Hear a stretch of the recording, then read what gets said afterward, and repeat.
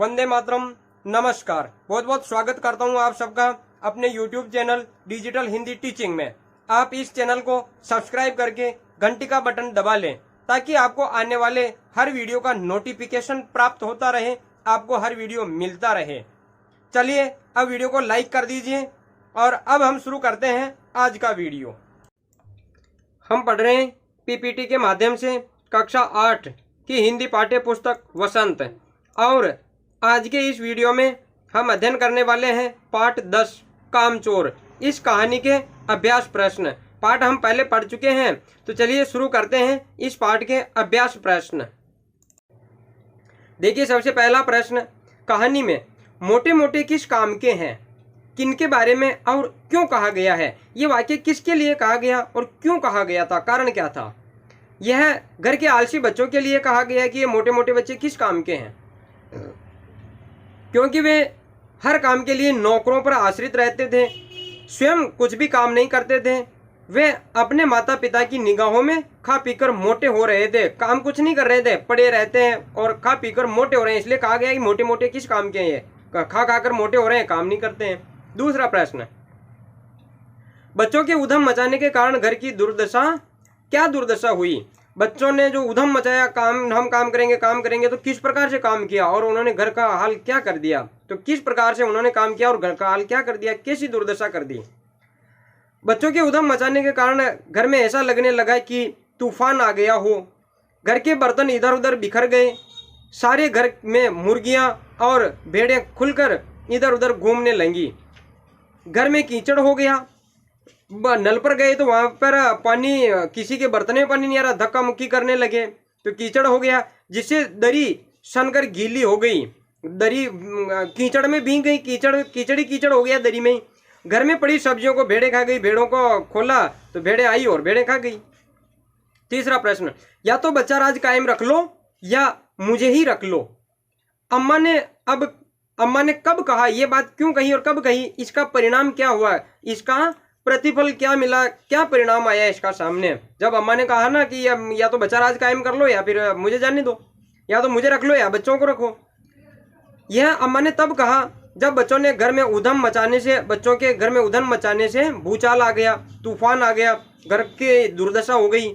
इसका परिणाम यह हुआ कि अम्मा अपने सामान बांधकर आगरा यानी अपने मायके जाने को तैयार हो गई, और अब्बा ने सभी बच्चों को कतार में खड़ा करके सख्त हिदायत यानी चेतावनी दी, धमकी दी कि अब कोई भी घर के काम को हाथ नहीं लगाएगा। जब अम्मा ने कहा कि मैं जा रही हूं, तो इसका परिणाम क्या हुआ कि अब्बा ने सारे बच्चों को कतार में एक लाइन में खड़ा किया और उन्हें धमकाया कि अब किसी को कोई किसी काम पे हाथ नहीं लगाना है। यदि किसी ने भी घर का काम किया तो उसे रात का खाना नहीं मिलेगा, रात का खाना नहीं दिया जाएगा। ये कब कहा गया, जब अम्मा घर से जाने लगी, अपने सामान बांधकर पीहर जाने लगी। कामचोर कहानी का क्या संदेश है, कामचोर कहानी क्या संदेश देती है। देखिए, कामचोर कहानी ये संदेश देती है कि माता पिता को चाहिए कि बच्चों में घर का काम करने की आदत डाले, बच्चों में घर के काम की आदत डालनी चाहिए। ये माता पिता का फर्ज है, माता पिता का कर्तव्य है। उन्हें निठल्ला बैठाकर नौकरों पर आश्रित नहीं करना चाहिए। नौकर घर में नहीं है तो भी बच्चे माता पिता पर आश्रित होते हैं, उनका काम माता पिता करते हैं, तो घर का काम बच्चों से करवाना चाहिए। पांचवा प्रश्न देखिए, क्या बच्चों ने उचित निर्णय लिया कि अब चाहे जो कुछ भी हो जाए हिलकर पानी भी नहीं पिएंगे। क्या उनका ये निर्णय अच्छा था, क्या उनका निर्णय ठीक था, उनका निर्णय उचित था या नहीं। देखिए, बच्चों द्वारा लिया गया यह निर्णय कि अब हिलकर भी पानी नहीं पिएंगे किसी भी दृष्टि से उचित नहीं था। यह निर्णय ठीक नहीं था, गलत निर्णय लिया बच्चों ने, क्योंकि इस निर्णय से उन्होंने निर्णय लिया कि अब हिलकर पानी भी नहीं पिएंगे। इस निर्णय से उनमें कामचोरी की प्रवृत्ति बढ़ेगी और वे आलसी होते चले जाएंगे। अंत में वे परिवार और समाज के लिए बोझ बन जाएंगे, क्योंकि वो काम करेंगे नहीं या नौकरों पर आश्रित होंगे। छठा प्रश्न, घर के सामान्य काम हो या अपने निजी काम, प्रत्येक व्यक्ति को अपनी क्षमता के अनुरूप उन्हें काम करना क्यों आवश्यक है, आवश्यक क्यों है, क्या कारण है कि उन्हें काम करना चाहिए। देखिए, घर के सामान्य काम हो या अपना निजी काम हो, प्रत्येक व्यक्ति को अपनी क्षमता के अनुरूप, अपनी क्षमता के अनुसार कार्य करना चाहिए। काम करने से व्यक्ति स्वस्थ रहता है, व्यस्त रहो, मस्त रहो। देखिए व्यस्त रहेंगे तो मस्त रहेंगे, और खाली दिमाग शैतान का घर होता है। तो काम करने से व्यक्ति स्वस्थ रहता है, मानसिक स्वास्थ्य ठीक रहता है, दिमाग में फालतू की बातें नहीं चलती, उसका मन काम में लगा रहता है और उसमें काम करने की आदत पड़ जाती है और वे आलसी नहीं होंगे। सबसे बड़ी बात है कि काम करेंगे तो वे आलसी नहीं होंगे और उन्हें काम करने की आदत रहेगी, फिर कभी वो अटकेंगे नहीं, अपना काम खुद कर लेंगे। अब देखिए 7वां प्रश्न, भरा पूरा परिवार कैसे सुखद बन सकता है और कैसे दुखद? कामचोर कहानी के आधार पर निर्णय कीजिए। कामचोर कहानी के आधार पर इस प्रश्न का उत्तर देना है। जब घर के सभी सदस्य अपनी अपनी क्षमता के अनुरूप मिलकर कार्य करें तब भरा पूरा परिवार सुखद बन सकता है, और जब घर का सदस्य, घर का आदमी कार्य के प्रति सचेत न रहकर आलस्य करे तब दुखद बन सकता है। कामचोर कहानी में देखिए पहले बच्चों से काम नहीं कराया गया। पहले तो बच्चे नौकरों पर आश्रित रहा करते थे, वे नौकरों पर ही आश्रित रहे, पर इस कारण किस कारण कि बच्चे पहले काम नहीं कर रहे थे, बच्चों से पहले काम नहीं करवाया गया। इस कारण अम्मा अब्बा को बच्चे निठल्ले लगने लगे कि वह घर का काम नहीं कर रहे हैं, नौकरों पर आश्रित रह रहे हैं। भाई अम्मा अब्बा ने काम नहीं करवाया पहले, लेकिन जब वो बड़े होने लगे फिर भी काम नहीं करेंगे तो अम्मा अब्बा को वह निठल्ले लगने लगे, बेकार लगने लगे। फिर एक साथ उनका यह निर्णय लेना कि नौकरों को निकाल दें और नौकरों के स्थान पर घर का सभी कार्य बच्चे ही करेंगे। नौकरों को निकाल देते हैं और नौकरों का सारा काम कौन करेंगे? बच्चे ही करेंगे, क्योंकि ये बड़े हो गए हैं। उनके लिए दुखदाई बन जाता है कौन सा निर्णय? यह निर्णय लेना कि अब घर का काम बच्चे ही करेंगे, क्योंकि बच्चों को कोई कार्य करने का सलीका नहीं होता है, पहले सिखाया नहीं उनको काम करना। सारा घर तूफान आने की तरह बिखर जाता है, जिस प्रकार से तूफान में बिखर गया हो ऐसा घर का हाल कर दिया था बच्चों ने। 8वां प्रश्न, बड़े होते बच्चे किस प्रकार माता पिता के सहयोगी हो सकते हैं और किस प्रकार माता पिता पर भार कैसे बन सकते हैं और उनके सहयोगी कैसे बन सकते हैं? कामचोर कहानी के आधार पर अपने विचार व्यक्त कीजिए। इस कहानी के आधार पर हमें उत्तर देना है कि बच्चे माता पिता के सहयोगी कैसे बन सकते हैं और माता पिता पर भार कब बन सकते हैं। बड़े होते बच्चे यदि माता पिता के कार्यों में हाथ बटाएं और घर के छोटे मोटे कार्यों के लिए उन पर निर्भर न होकर, माता पिता पर निर्भर न होकर खुद ही कर लें, अपना काम खुद ही कर लें, तो वे उनके सहयोगी हो सकते हैं। माता पिता को सहयोग मिलेगा कार्य करने में। यदि वे पूरी तरह से माता पिता पर निर्भर रहें तो कभी कभी वे भार लगने लगते हैं। जब छोटे हैं तब तो उन्हें प्यारे लगते हैं, तब तो उन्हें वो सहन करते हैं, लेकिन जैसे बड़े होंगे तो बच्चे फिर उन्हें भार लगने लगेंगे माता पिता को। जैसे कामचोर कहानी में घर के बच्चे उठकर पानी भी नहीं पीते हैं, हर छोटे से छोटे कार्य के लिए माता पिता या फिर नौकर पर ही आश्रित रहते हैं, तो ये उन्हें भार लगने लगा था माता पिता को, फिर पहले काम नहीं करवाया था। अब देखिए 9वां प्रश्न, कामचोर कहानी एकल परिवार की कहानी है या संयुक्त परिवार की? आपने पढ़ा है पाठ में वो किस प्रकार का परिवार था। इन दोनों तरह के परिवारों में क्या क्या अंतर होते हैं? सबसे पहले तो देखिए ये कहानी किस परिवार की है? संयुक्त परिवार की, क्योंकि बच्चों की संख्या ही ज्यादा है यहाँ पर। कामचोर कहानी संयुक्त परिवार की कहानी है क्योंकि इसमें माता पिता के अलावा बुआ, मौसी, चाचा आदि का भी जिक्र हुआ है, आदि का भी नाम आया है और इस कहानी में हमने पढ़ा भी है। इन दोनों तरह के परिवारों में मुख्य रूप से यह अंतर होता है, एकल परिवार में माता पिता तथा उनके बच्चे ही रहते हैं, जबकि संयुक्त परिवार में, जो संयुक्त परिवार है तो जुड़ा हुआ परिवार है, मिला हुआ परिवार है, जिसमें सारे ही रहेंगे, माता पिता और उनके बच्चों के अलावा, माता पिता और माता पिता के बच्चों के अलावा दादा दादी भी रहते हैं, चाचा चाची भी रहते हैं, ताऊ ताई भी रहते हैं और उनके बच्चे, ताऊ ताई के बच्चे, बुआ आदि सभी साथ साथ रहते हैं संयुक्त परिवार में। एकल परिवार में माता पिता और अपने बच्चे। फिर देखिए 10वां प्रश्न। 10वां प्रश्न है, घरेलू नौकरों को हटाने की बात किन किन परिस्थितियों में उठ सकती है? विचार कीजिए। आप बताइए कि कब घरेलू परिवार के नौकरों को हटाने की बात की जाती है, कब कहते हैं कि यार नौकरों को निकाल देना चाहिए, नहीं चाहिए। घरेलू नौकरों को हटाने की बात निम्न परिस्थितियों में उठ सकती है। कौन कौन सी परिस्थितियां हो सकती है? देखिए, जब नौकर काम करने के बजाय आलस्य करने लगे, नौकर काम ही ना करे, सोता रहे, पड़ा रहे, नौकर सुनाई नहीं करे, एक बार कहा, 2 बार कहा, 5 बार कहा, लेकिन नौकर सुनाई नहीं करे, तो फिर नौकर को निकालेंगे ही, नौकर को निकालने की बात करेंगे। जब नौकर मालिक को जवाब देने लगे और वेतन बढ़ाने की मांग करने लगे, अनावश्यक ही वेतन बढ़ाने की बात करने लगे, या मालिक को वापस जवाब देने लगे, हाँ आप ही कर लो ना ये काम है, ये काम तो आपका है, ये काम आप करो, आप तो काम ही नहीं करते। भाई नौकर है, काम करने के लिए नौकर रखा गया है, तो है ही किस लिए। जब वो वापस जवाब देने लगे या फिर अनावश्यक ही असमय ही बिना समय ही वह वेतन बढ़ाने की मांग करने लगे या अनावश्यक ही ज्यादा वेतन बढ़ाने की मांग करने लगे, तो तब भी नौकर को निकालने की बात की जा सकती है।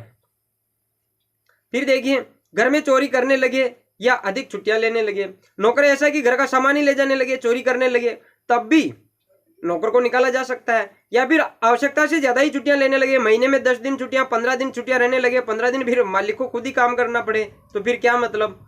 घर में आय के साधन कम हो जाए, घर में आय पैसे आने की इनकम कम हो जाए, तो भी नौकर को निकाला जा सकता है। भाई उसकी सैलरी कहाँ से दे, उसकी तनख्वाह कहाँ से दे, उसकी पगार कहाँ से दे, आय ही कम हो गई है, इनकम कम हो गई है। घर का हर सदस्य अपना काम करने में स्वयं सक्षम हो जाए और नौकर की आवश्यकता महसूस न हो, तब भी नौकर को निकाला जा सकता है कि भाई अब हम काम स्वयं खुद कर लेंगे, नौकर की कोई आवश्यकता नहीं है, तब भी नौकर को घर से निकाला जा सकता है। अब देखते हैं हम आगे का प्रश्न, और आगे का प्रश्न देखिए 11वां प्रश्न है, कहानी में एक समृद्ध परिवार के उद्यमी बच्चों का चित्रण है। कहानी में परिवार तो समृद्ध है, उनके पास धन दौलत की कोई कमी नहीं है, लेकिन उसके बच्चे कैसे उद्यमी हैं, परेशान करने वाले हैं। आपके अनुमान से उनकी आदत क्यों बिगड़ी होगी, क्या कारण रहा होगा, उन्हें ठीक ढंग से रहने के लिए आप क्या क्या सुझाव देना चाहेंगे, या आप अपना सुझाव भी देंगे कि उन्हें किस प्रकार से रहना है, और ये कारण ढूंढकर बताना है कि उनकी आदत क्यों बिगड़ी होगी। उन बच्चों की आदत बिगड़ने का प्रमुख कारण उनका बचपन से नौकरों पर आश्रित रहना था। बचपन से ही वो नौकरों पर आश्रित था, हिलकर भी पानी नहीं पीते थे, इसलिए वे किसी कार्य को ठीक ढंग से करना नहीं समझ पाए। उन्हें पता ही नहीं है कि कौन सा कार्य किस प्रकार से किया जाता है, क्योंकि कार्य तो सारा नौकर करते थे, और नहीं काम में रुचि ले पाए। उन्हें ठीक ढंग से रहने के लिए निम्न सुझाव दिए जा सकते हैं। क्या क्या सुझाव दिए जा सकते हैं, देखिए आप भी अपनी तरफ से कोई सुझाव देंगे। उन्हें घर के छोटे छोटे कार्य करने की प्रेरणा दी जाए, बच्चों को छोटे छोटे कार्य करने की प्रेरणा दी जाए, छोटे बच्चे उन्हें छोटा काम करवाया जाए, जिससे उनके मन में कार्य करने की भावना जागृत हो और वे श्रम मेहनत की महत्ता से अवगत हो सके। मेहनत की महत्ता, परिश्रम की महत्ता क्या है, उसका महत्व क्या है, यह समझ सके। माँ बाप के साथ कार्य में सहयोग करना बच्चों का दायित्व होता है, ये उन्हें समझाना चाहिए, उन्हें ऐसा ज्ञात कराना आवश्यक है, उनको ये बात बतानी चाहिए।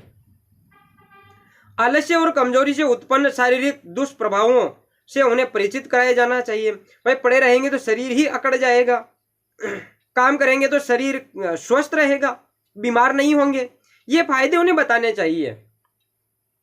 गलत कार्य करने पर उन्हें डांटने के स्थान पर समझाने का प्रयत्न करना चाहिए। गलत कार्य करने पर कई बार मारपीट कर दी जाती है, तो मारपीट न करके उन्हें प्रेम से समझाना चाहिए।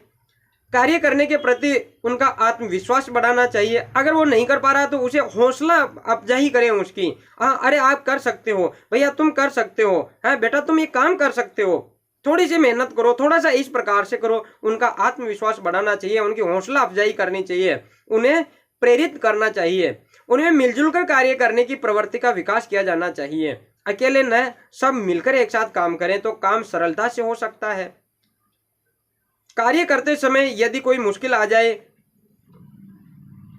तो उनका सहयोग करना चाहिए और उन्हें सिखाना चाहिए। बड़ों को भी, जब कोई अगर बच्चों से काम नहीं हो रहा तो बड़े जाकर उनका सहयोग करें, उन्हें सिखाएं कि किस प्रकार से इस कार्य को करें ताकि ये काम आसानी से हो सके। अब देखते हैं हम भाषा की बात, और भाषा की बात में देखिए, धुली बेधुली बाल्टी लेकर 8 हाथ 4 थनों पर पिल पड़े, ये हमने कहानी में पढ़ा। इसमें देखिए जो ये धुली शब्द है, इससे पहले बे लगाकर बेधुली शब्द बना है, धुली के आगे बे लगाया और बेधुली बना लिया, जिसका अर्थ है बिना धुली हुई। बे एक उपसर्ग है, बे उपसर्ग से बनने वाले कुछ और शब्द है बेतुका, बेईमान, बेघर, बेचैन और बेहोश आदि। इस प्रकार के और भी कई सारे शब्द बनाए जा सकते हैं। आप भी नीचे लिखे उपसर्गों से कुछ शब्द बनाइए और खोजिए। देखिए कुछ उपसर्ग दिए जा रहे हैं और उन उपसर्गों से बनने वाले शब्द हमें लिखने हैं। उपसर्ग हम अध्ययन करेंगे। उपसर्ग होते हैं जो किसी पद के आगे जुड़कर उसमें विशेषता उत्पन्न कर देते हैं, चमत्कार उत्पन्न कर देते हैं, वे उपसर्ग कहलाते हैं। उपसर्गों को हम पढ़ेंगे डिजिटल हिंदी ग्रामर में। तो अभी कुछ उपसर्ग हम देख लेते हैं। प्र उपसर्ग से बनने वाले शब्द देखिए, प्रलाप यानी विलाप करना, प्रभाव, प्रदीप, प्रसन्न, प्रसंग, प्रसिद्ध, प्रचलन और प्रस्थान। प्रस्थान यानी जाना। फिर देखिए आ उपसर्ग से बनने वाले शब्द देखिए, आजीवन, आदान, आदान प्रदान है, वो आदान है। फिर देखिए आयात, आगम और आगत, ये आ उपसर्ग से बने हुए शब्द है। और फिर देखिए भर उपसर्ग से बने हुए शब्द देखिए आप, भरपेट, भरमार, भरपूर, भरसक, ये भर उपसर्ग से बने हुए शब्द है। और देखिए बद उपसर्ग, बद का अर्थ होता है बुरा। इसमें देखिए बदनाम, बदसूरत, बदचलन, बदमिजाज, बदरंग और बदबू। बू यानी बुरी खुशबू और बदबू, यह बद उपसर्ग से बने हुए शब्द है।